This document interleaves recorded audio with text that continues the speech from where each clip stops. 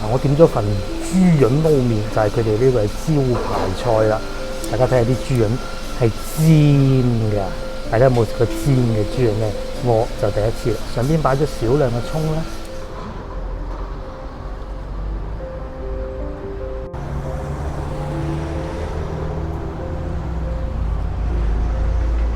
Hello，啱啱去食完撈麵啦，咁我哋而家又翻到嚟東百門口啦，喺度東百，因為諗唔到咧門口仲有幾檔喺度開緊嘅。咁啊廢話少講啦，我哋要去食嘅甜品鋪就喺前邊嘅啫，叫做田園美食啊。嗱，我哋而家面前行緊呢條路咧，就叫做花雷路啦。咁喺我左手邊咧，就係東百嘅百貨商場噶咯喎。咁我哋要去嘅甜品鋪咧，就喺東百呢條路花雷路呢度行前少少嘅啫。咁等陣喺我哋食完糖水之後咧，我仲會帶大家去行下芳村地鐵站下邊嗰個地下商場啊，即係好熱鬧嗰度咧。其實我啱先嚟嘅時候已經經過啦，真係都好熱鬧嘅。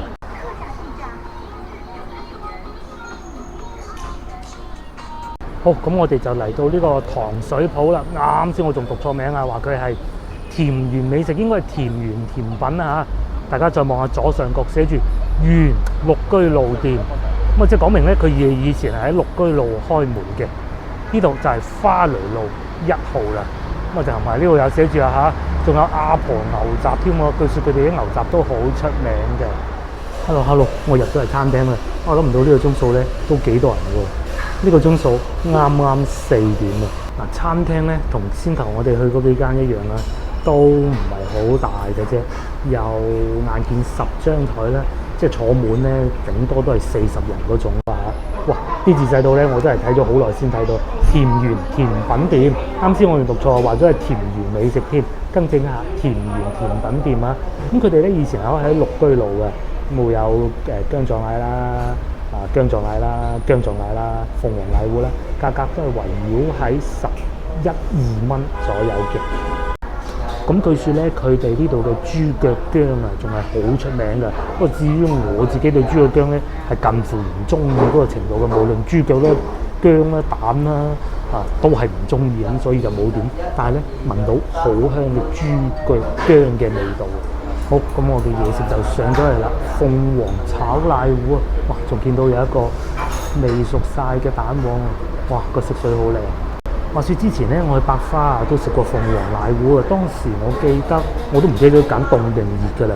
但係如果講個賣相嘅話咧，好似呢度好啲喎。咁同埋上次去百花咧，其實有件事情我冇講啊。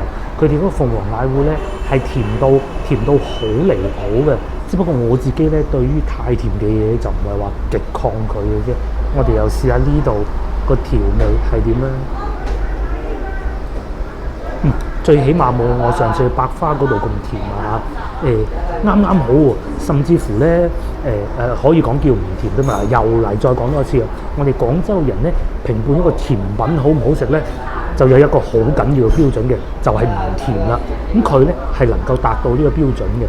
而且咧，仲有啊，雖然佢打咗一隻蛋落去喎，但係咧完全冇嗰種腥味嘅喎。咁雖然你話個蛋會唔會做過製過咁，我覺得就唔會啊，傻嘅咩？人哋50嘅鋪頭收你一定12或12蚊，但係都 OK 嘅，起碼佢唔係用嗰種可能一啲比較舊嘅蛋白或者有要求嘅。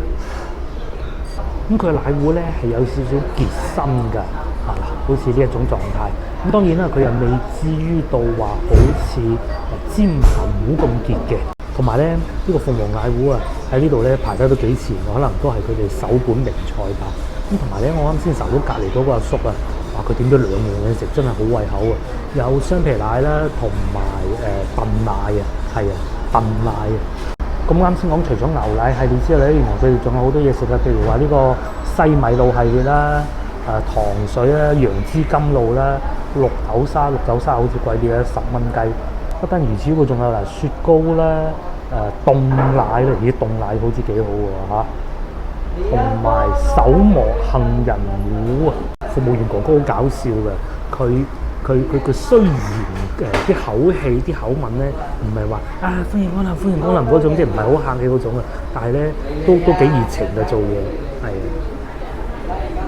同埋咧每一個客人入到嚟咧，佢都係要求你掃碼先得，掃碼先得啊！咁呢啲係政府要求嚟啊嘛，都係保障大家安全嘅啫。好，咁我又食飽飽啦，唔錯唔錯，味道幾好，真係調味幾好，嗰種我哋通常食鳳凰奶糊咧，都係中意佢嗰種複合嘅味道啊。咁啊，之前去食過百花嘅咧，覺得佢甜咗啲。今日呢度嘅出品咧，就真係唔錯啦，有奶味啦，又有蛋嘅香味啦，係啦。好，咁我哋又食完甜品啦。既然嚟到呢度，我同大家去行下芳村地鐵站下邊嗰個地下商場啊，唔知大家幾耐未嚟過咧？我以前咧就成日會嚟芳村踢波嘅上市路咧嗰邊踢波啊。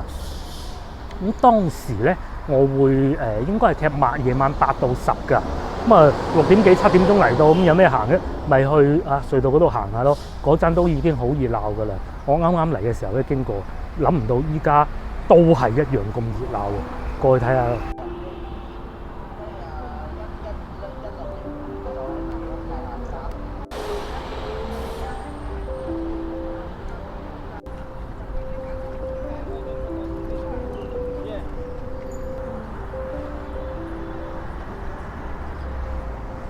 咁我哋就過到嚟馬路啦，城苑對面嘅芳村好友多啊！咁當然啦，其實佢已經變咗叫 Walmart 好多年㗎啦嚇。咁啊，裏邊咧都仲係做緊百貨商場嘅，即係超市嗰種咧。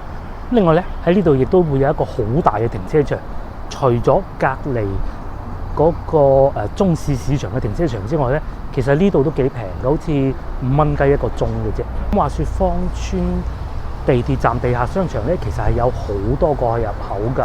咁啊一邊就係呢個好友多呢邊啦，另外一個咧係可以通往芳村地鐵站嘅。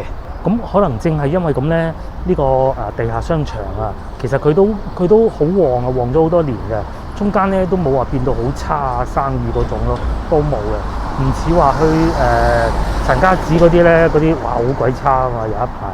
咁啊，而家我哋落去啦。好，咁我哋就落咗嚟商場呢度啦。咁啊，芳村咧仲係可以俾堂食嘅。我哋落到嚟呢個鐘數咧係4點半。咁我估咧餐飲應該係冇乜人噶啦。嗱，面前呢個萬歲壽司啊，諗唔到咧都仲有開門㗎。我仲記得嗰陣成日嚟踢波嘅時候咧，呢度都已經開緊業㗎啦。係啊，咁當然啦，呢個鐘數冇人食嘢，亦屬正常嘅。咁喺靠近入口呢邊咧，其實相對係冇咁旺㗎。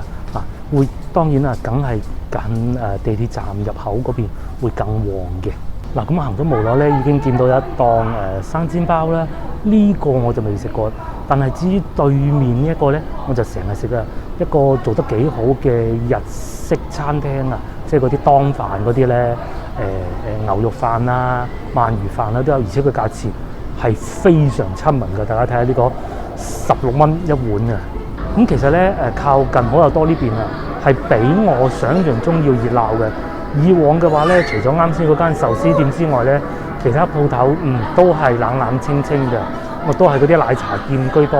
咁當然啦，依家都係有奶茶店嘅，咁但係佢哋喺呢邊啊整咗好多呢種夾公仔機咧，咁所以人流就會更旺啦。另外咧，我亦都非常之有印象啊，因為以前嚟踢波啊，有時候咧係都會過嚟睇下波鞋嘅。咁喺我面前呢個咧3間啊嚇，以前好似係另外一個牌子嘅啫，個把關刀嗰個咧，我都喺度買過足球鞋嘅。咁依家咧就變成3間啦，應該都變咗好多年㗎啦，係，因為我都好多年未嚟過啦。咁除咗餐飲以外咧，當然佢哋呢度最多鋪頭就係賣衫㗎啦，譬如話呢啲女裝嘅成衣啊，又或者賣手機殼嘅都有添。咁不單如此喎，佢哋呢度仲有呢啲特賣場啊，運動用品嘅特賣場㗎。譬如話呢個著得幾舒服嘅波鞋啦嚇，2至到5折啦，120蚊咋，唔知大家睇唔睇到？咁咧喺前邊咧，仲有一間香港觀眾應該好熟悉嘅，就喺斜對面啫。之前咧都同個女嚟過呢度買衫嘅，即係好離譜嘅價錢，係10幾蚊㗎。Bossini 啊！嗱，我哋見到啊，而家佢哋都仲係做緊特價場喎，99蚊2件啦，59蚊啊有條褲喎，哇！搞到我心一喐想買條添。不過好似係童裝啊，譬如話呢個何元氏跳咗去添，中咗1萬銀啊！咁嚟到呢度咧，我又想講下題外話喎。咁啊有個笑話係咁嘅，早幾日睇新聞啊，咁大家都知道而家上海咩事㗎啦嚇，所有賣彩票嘅鋪頭咧已經關晒門㗎啦嘛。咁但係咧有條新聞睇到嘅係話，有一個市民啊中咗唔知幾多千萬嗰種啦嚇。咁下邊嗰啲評論咧就好搞笑，佢話：咦，點解嗰位先生仲可以中到獎嘅？乜唔係關晒門嘅咩？咁就大家已經知道其實係咩事啊？其實我咧已經冇買呢啲彩票好多年㗎啦，大家亦都心知肚明啦，係嘛？大家利是講句啊嚇，我身邊都有人啊發生過唔少事啦，好嘅，譬如話股票中咗籤啦，又或者搖車啊。車牌搖中咗都有啊！啲親戚，甚至乎壞嘅咧，即係遇上交通意外撞車死嘅，身邊都有人試過。唯獨喺我身邊咧，係冇任何一個朋友係中咗100萬，甚至乎幾千萬嗰種嘅，係啦。好，咁我哋就繼續往前行啦。喺左邊咧，亦都有一間名創優品啊！呢個名創優品咧喺度開咗好多年㗎啦。我記得以前咧，有時候踢波啊，咁咧一個人大懵喎，唔記得帶拖鞋嘅。因為踢完波咧係要着拖鞋，有時候忘記咗啊嘛，咁就會過嚟呢度買對拖鞋啦。咁點解話拖鞋都要嚟呢度買？平啊嘛，因為10蚊8蚊就有一對嘅啦。咁一路往前行，穿過呢啲奶茶鋪之後咧，前邊就嚟會去到麥當勞啦。唔知大家以前有冇嚟過呢間麥當勞咧？我咧就經常嚟嘅。咁啊，因為踢波咧，踢波之前梗係要醫下肚啊嘛，太遠又唔想去喎，太貴又食唔起喎。咁啊，只能嚟麥當勞啦。當時亦都喺度遇到唔少波友啊，又同我一樣喺度醫跑道再去踢波啊嘛。嗱，就係呢度啦。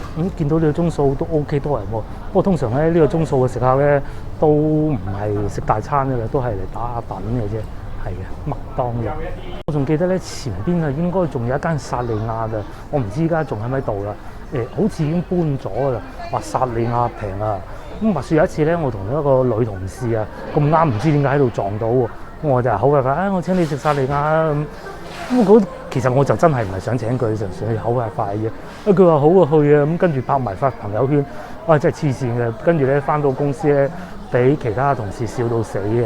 唉，薩莉亞仲喺唔喺度？好似已經唔喺度啦。應該就喺呢個位置啦。唔知我有冇記錯啦嚇。當時咧，薩莉亞門口啊排滿人啦，芳村呢個門口啊排滿人，因為點解啫？平啊嘛。依家咧就變咗牛扒先生啦。咁其實芳村地鐵站下邊呢個百貨商場咧，地下商場咧，其實就唔係好長嘅啫，因為話咁快咧，就已經差唔多去到地鐵站嗰度噶啦。咁我仲記得以前咧呢個位置啊，仲有幾間影婚紗相嘅地方㗎。咁影完婚紗相，佢就 sell 客啦喺度，叫啲客人啊，你訂呢啲套餐啦，訂呢啲套餐啦，咁嘅就喺呢個位置啊。咁依家已經變成美心西餅啦。咁至於前邊咧，就係地鐵站嘅入口。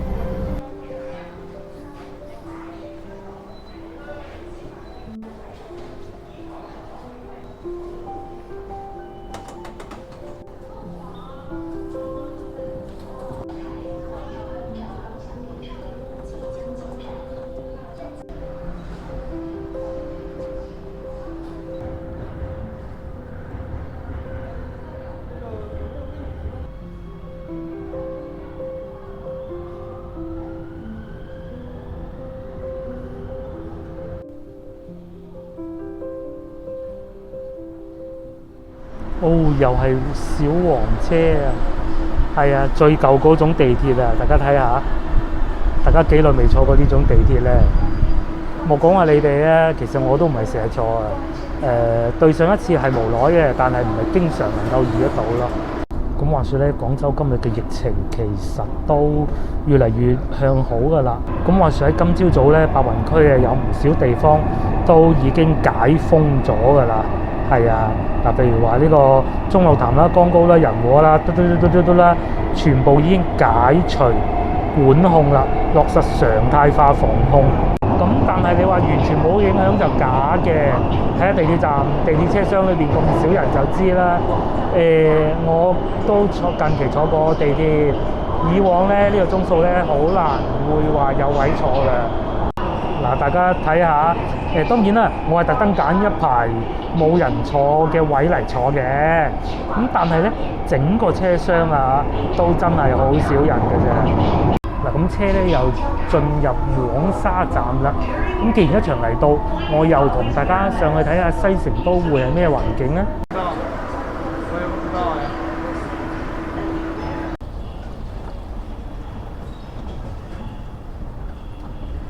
好，咁我就入咗嚟商場呢度啦。呢度就係商場嘅中庭啊。咁當然啦，呢層係會比較少餐飲嘅。咁左邊就係賣衫嘅地方啦，裏邊好似冇客人喎。咁至於前邊咧，就係應該係通往大同路嘅方向嘅。嗱，喺上樓上嘅電梯之前咧，正前方就係大家樂啦。咁啊〜我啱先睇嘅時候咧，我都覺得點解咁少人嘅？突然間我先醒起啊！原來呢度已經翻嚟荔灣噶啦，呢邊係唔準堂食噶啦，係啊。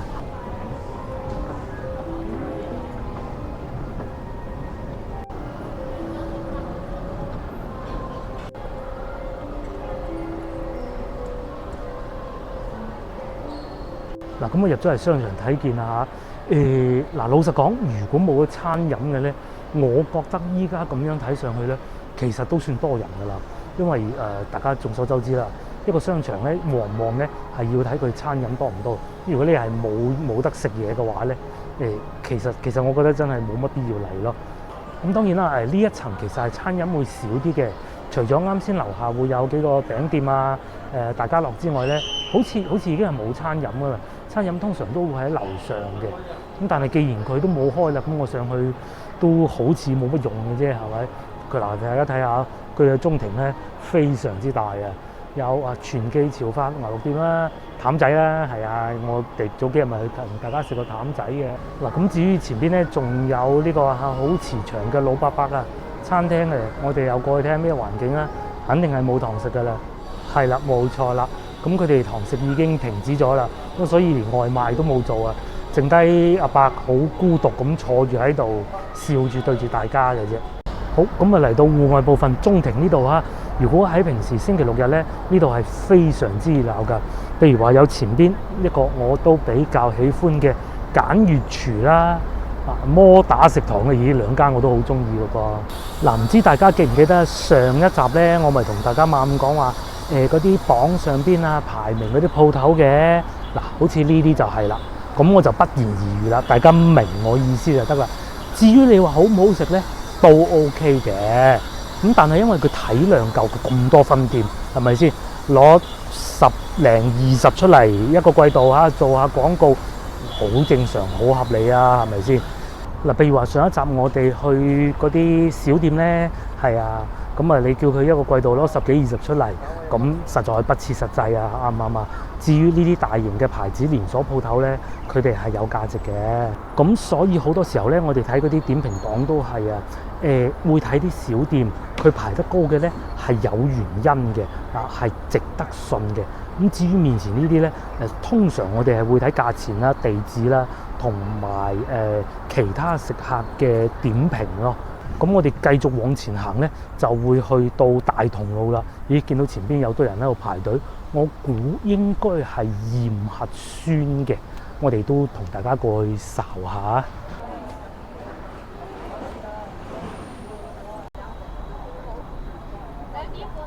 Hello， 我又驗完核酸，哇，好快喎，10零分鐘就得啦。咁原來係咁嘅，因為咧我咧係收到一條 SMS 啊，係要寫住我係要7日3檢㗎。咁今日第7日，我記得係咪又可以免費驗一次核酸啦？但係如果冇嘅咧，你又要驗，咁點辦咧？